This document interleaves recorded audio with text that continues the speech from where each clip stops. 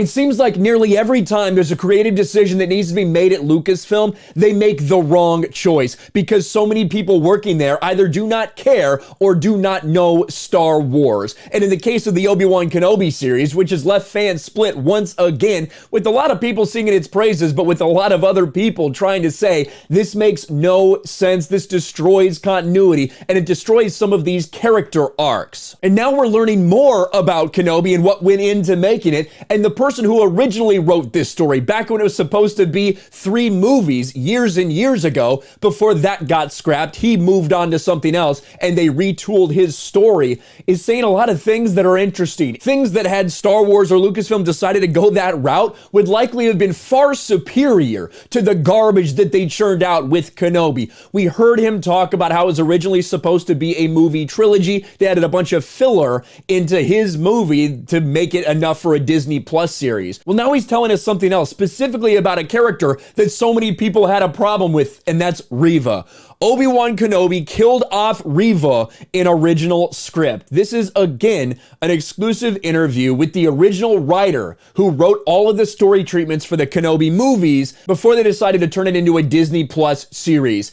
And just the fact that Reva would have been killed off at the end, I think is a vast improvement over what we got. Not because so many people didn't like her as a character. Nothing to do with that. It has everything to do with what she knew. All the things that she knew. The fact that Obi-Wan decided to leave her alive and risk everything for that is so stupid, but I think we all understand the reasoning behind that. I think we all understand the message that Disney Star Wars wanted to send and the one they didn't want to send. They would never want Reva to die at the hands of either Obi-Wan or Darth Vader because that wouldn't be empowering enough for this strong female character. Obi-Wan Kenobi introduced fans to new faces during a 6-episode run, including Moses Ingram's Reva.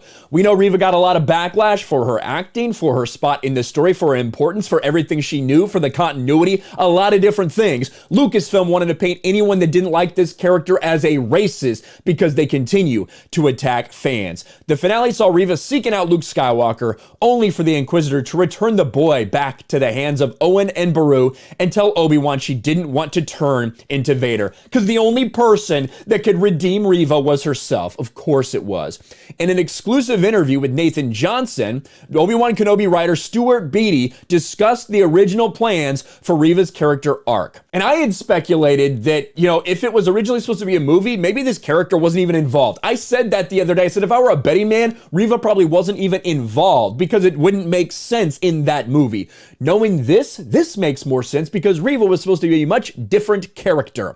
Yeah, except the difference in mine was she didn't know Darth Vader was Anakin. Because I was like, how did she know that? All she saw was Anakin is Anakin because he hadn't changed in the suit yet, right? So Anakin killed her friends, put the scar on her, almost killed her, left her for dead. So in her mind, the Jedi Council were the biggest villains in the galaxy. She believed the lies that they were plotting a coup to overtake and get power and all of that, but they were stopped by the clones. So she believed that's why she's hunting Jedi, because she believed the Jedi are the worst. That makes so much more sense. Now, I don't think this movie or this series should have been made. I've said it multiple times. They should not have done an Obi-Wan Kenobi series where he interacts with Darth Vader, any of this stuff. But just this is a vast improvement over what they did because it made no sense. Reva's character made no sense. You're mad because Darth Vader killed children. You know Darth Vader is Anakin, so you're plotting to get revenge by just being an evil piece of shit to so many people, killing Jedi, even though you're supposed to be technically on that side. Makes no sense at all. This story immediately makes more sense if you're thinking about it from that perspective. Beattie went on to talk about Reva's original fate, a story designed with her dying at the hands of Vader to save Obi-Wan. Because I figured, how would she know that this thing in a mechanical suit that everyone calls Vader's the guy who killed her or tried to kill her? So it was Obi-Wan letting her in on that secret and that revelation that makes her go, oh my God, I've been wrong the whole time. She goes and basically saves Kenobi by sacrificing herself, telling Vader, I killed Kenobi. Then Vader killed her, knowing that Vader would kill her. So that kind of completed her arc. So it's a bit different, but yes, the Inquisitor hunting Kenobi all the way through and driven by her own personal demons.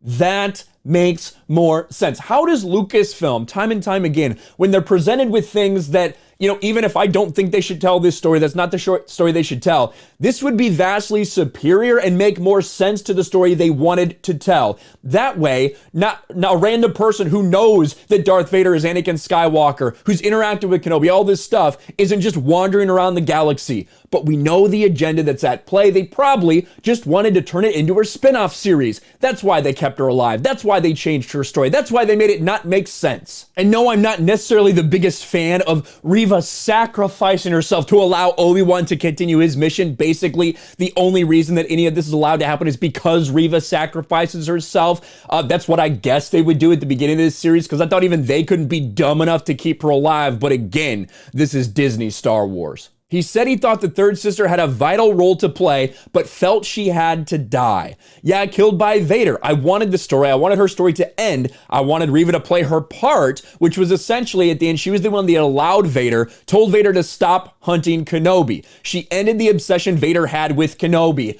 which would make sense. Or otherwise, if everybody knows that Obi-Wan Kenobi's out there, if everybody knows that Obi-Wan and Leia and Bail have all interacted together, you cannot tell me that they are not hunting him down for the next 10 years, like committing so much effort to do so. But no, your little throwaway line with the Emperor and Vader at the end, that doesn't fix it.